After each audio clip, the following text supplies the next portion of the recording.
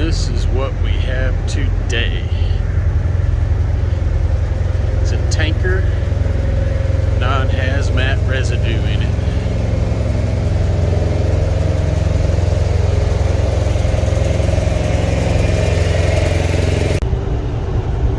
You can see I reset my trip meter and it's gone 1,200 miles and I'm getting 10 miles per gallon. So huge difference in fuel mileage after getting that new DPF filter. Been on rosters with you. I'm at 200 to 300. El corte varias.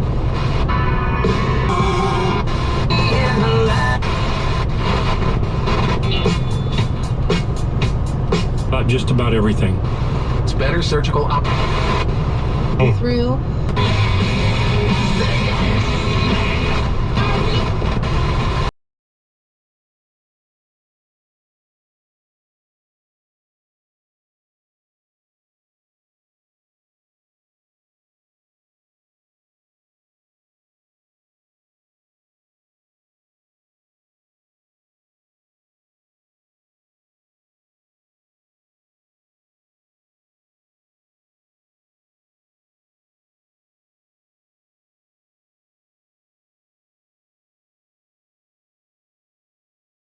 five.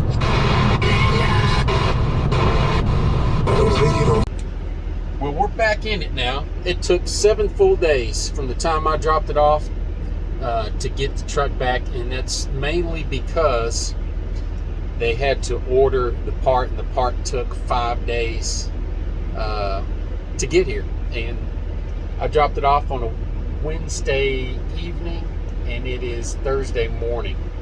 So I could have picked it up yesterday, but I decided just to wait till the morning.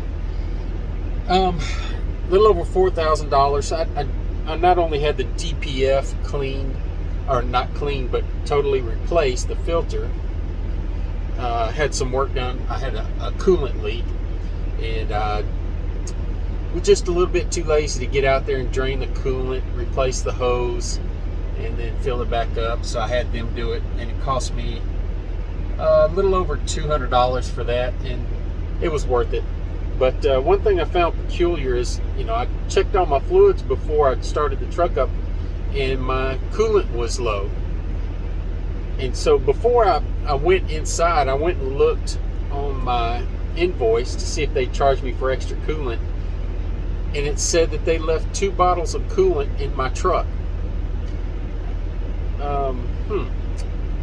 Why didn't they just fill up the coolant? I don't know.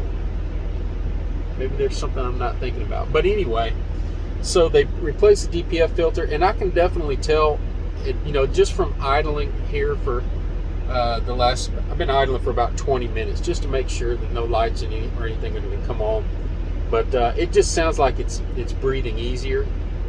We'll see when we get down the road. I've yet to have my truck worked on at one of these big places, dealerships, and not have something else go wrong immediately as I pull out. So we'll see. All right, folks, I'm about to put my seatbelt on twice. Hope everybody's doing good. Hope your trucks are doing good. Mine seems to be back to normal, maybe a little bit better. It sounds a little bit better.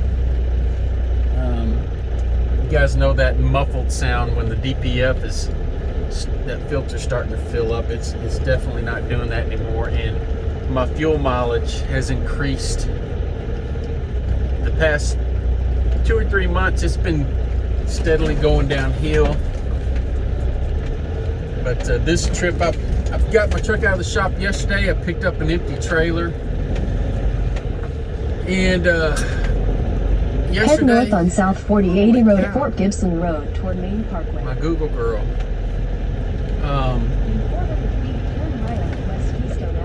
So yesterday and today I did a combined 570 miles, and about 100 of that was empty. It's bobtail.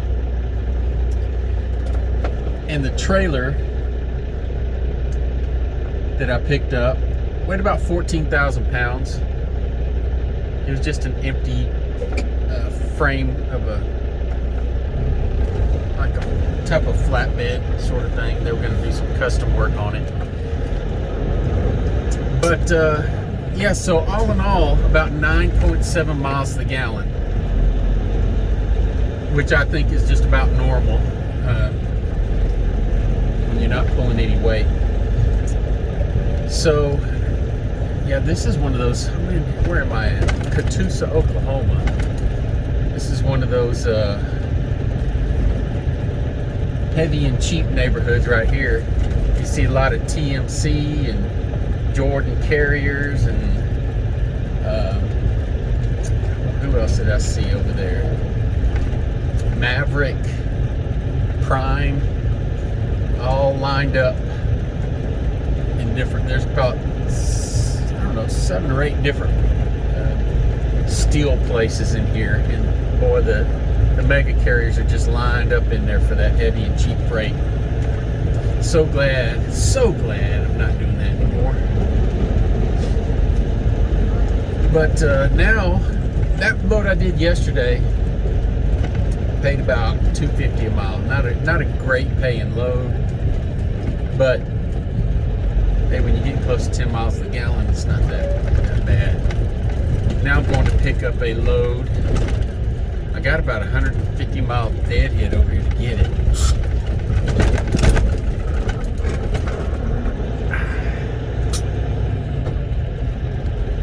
And loaded miles,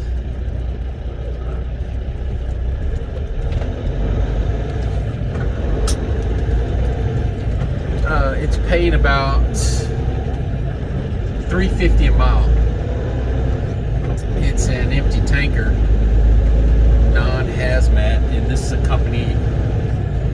Since I've been doing power only, I've been working with one company more than any other, and they really take care of me on the rates. So I'm willing to deadhead a little bit, take a hit if it means they'll keep working with me. So, I mean, even with the deadhead and everything, it's still paying close to $3 a mile. So I cannot complain about that.